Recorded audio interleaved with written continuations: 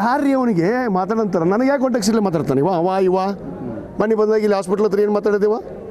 ಅವನಿಗೆ ದೀಪ ಅವ್ರು ಯಾಕತ್ತತಿ ಬಗ್ ಊರ್ದಾರತ್ತಂತ 28ಕ್ಕೆ ಮತ್ತೆ ಬರ್ತಾನಂತೀವ.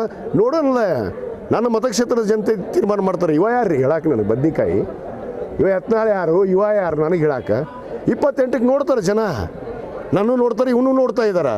ಇವ್ರು ಎಷ್ಟು ಸುಳ್ಳು ಹೇಳಿದರು.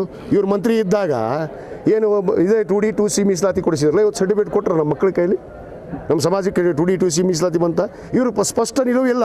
ನಾನು ಇವತ್ತು ನಿಮ್ಮ ಮುಖಾಂತರ ನಾನು ಕೇಳಕ್ಕೆ ಇಚ್ಛೆಪಡ್ತೀನಿ, ಅಷ್ಟು ನಾಯಕರಿಗೆ ನಿಮಗೆ 2D ಬೇಕಾ 2A ಬೇಕಾ ಸ್ಪಷ್ಟಪಡಿಸ್ರಿ ಜನರ ಮುಂದೆ. ಸುಮ್ಮನೆ ಮತ್ತೆ ಹೇಳೋದು ನಾವು 2Aನೇ ಕೇಳಿಲ್ಲ, ಅವ ಕಾಶ್ಯಪ್ನವ್ರು ಒಬ್ಬನೇ ಕೇಳ್ಯಾರ ನೋಡು 2A ಅಂತ ಹೇಳೋದು. 3 ವರ್ಷ ಏನು ಮತ್ತು ಹೊಯ್ಕೊಂತ ರೆಡ್ಡಿನಲ್ಲಿ ಇವ ಯತ್ನಾಳ ಏನಂತ ಹೊಯ್ಕೊಂತ ರೆಡ್ಡಿದ ಜನರ ಮುಂದೆ 2A ಅಂತ. ಇವತ್ತು ಗುರುಗಳು ಹಿಂದೆ ಬ್ಯಾನರ್ ಹಾಕ್ಕೊಂಡೆ ಕುಂದಿರ್ತಾರೆ, 2A ಮೀಸಲಾತಿಗಾಗಿ ನಮ್ಮ ಹೋರಾಟ ಅಂತೇಳಿ. ಮತ್ತು ಇವತ್ತಿಗೂ ಅದೇ ಬ್ಯಾನರಲ್ಲಿ ಕುಂದಿರ್ತಾರಲ್ಲ.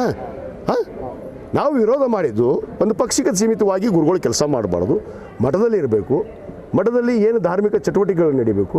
ಬಸವಣ್ಣನ ಒಂದು ಐಕ್ಯ ಸ್ಥಳ, ಪವಿತ್ರವಾದ ಭೂಮಿ, ಅಂಥದ್ರಲ್ಲಿ ಧಾರ್ಮಿಕ ಚಟುವಟಿಕೆಗಳು ನಡೀಬೇಕು. ಗುರುಗಳ ಮಠದಲ್ಲಿರಬೇಕು. ಇವ್ರು ಮಾತೈತಿರಿ ಮಠ ತ್ಯಾಗ ಮಾಡಿದ್ದೀನಿ, ನಾನು ಸಂಚಾರಿ ಪೀಠ, ಅಲ್ಲಿ ಹೋಗಿದ್ದೆ ಇಲ್ಲಿ ಹೋಗಿದ್ದೆ, ಎಷ್ಟು ಸರಿ ಜನ ಮಾತ್ರ ಕೂತಾ ಇದ್ದಾರೆ, ನಾನಲ್ಲ.